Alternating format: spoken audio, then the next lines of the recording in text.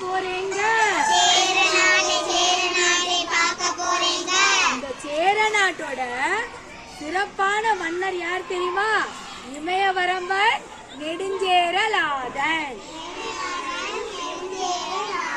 இமயவரம்பன் நெடுஞ்சேரலாதன். அவரோட மகன் சேரன் செங்குட்டுவன்.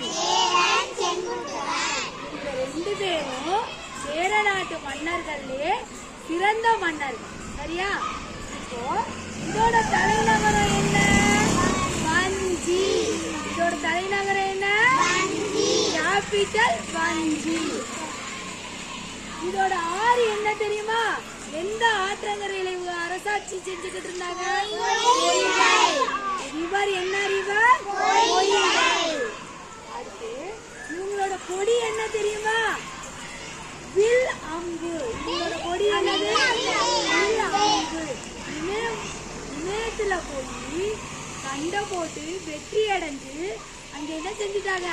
இவங்களோட கொடி வில் அம்பு வச்ச கொடிய பறக்க விட்டுட்டு வந்தாங்க. சரியா? அப்படியே வந்தோம்னா துறைமுகம். துறைமுகம்னா என்னன்னு தெரியுமாப்பா? கப்பல்லாம் வந்து நிக்கும்ல. நம்ம நாட்டுல விளையிறதெல்லாம் அடுத்த நாட்டுக்கு எடுத்துட்டு போவாங்க. அடுத்த நாட்டுல விளையிறதெல்லாம் நம்ம நாட்டுக்கு கொண்டு வந்து கப்பல் நிக்கிற இடம் துறைமுகம். இந்த சேர நாட்டோட துறைமுகம் ரெண்டு இருக்கு. ஒன்னு தொண்டி, உசிரி. என்னது? துறைமுகம் என்னது? இந்த போர்ட்டுன்னு சொல்றேன். சரியா? அடுத்து அப்படியே ஒண்ணுன்னா இங்க கண்ணகிக்கு சிலை கட்டியிருக்காங்க. என்ன கட்டியிருக்காங்க? இமயத்துல இருந்து கல் எடுத்துட்டு வந்து கனக விஜயரை ஜெயிச்சுட்டு கல் எடுத்துட்டு வந்து அந்த தோத்த மன்னர்கள் தலையிலேயே கல் எடுத்து தூக்கிட்டு வந்தாங்களாம். தூக்கிட்டு வந்து இவங்க என்ன செஞ்சிருக்காங்க? கண்ணகிக்கு சிலை வச்சிருக்காங்க. இது இளங்கோவடிகள் எழுதிய சிலப்பதிகாரம்னு ஒரு நூல். அந்த நூல்ல கண்ணகிக்கு சிலை வடித்த செய்தியெல்லாம் இருக்கு. சரியா? இளங்கோவடிகள் எழுதிய நூல் என்னது? சிலப்பதிகாரம். என்னது? அப்படியே ஒண்ணுன்னா இந்த காலத்துலதான் பதிற்று பத்துங்கிற நூல் எழுதியிருக்காங்க. என்ன நூல் எழுதியிருக்காங்க? பதிற்று பத்துங்கிற நூல். இந்த நூல்லையும் சேரர்களை பத்தி நம்ம தெரிஞ்சுக்கிறோம்.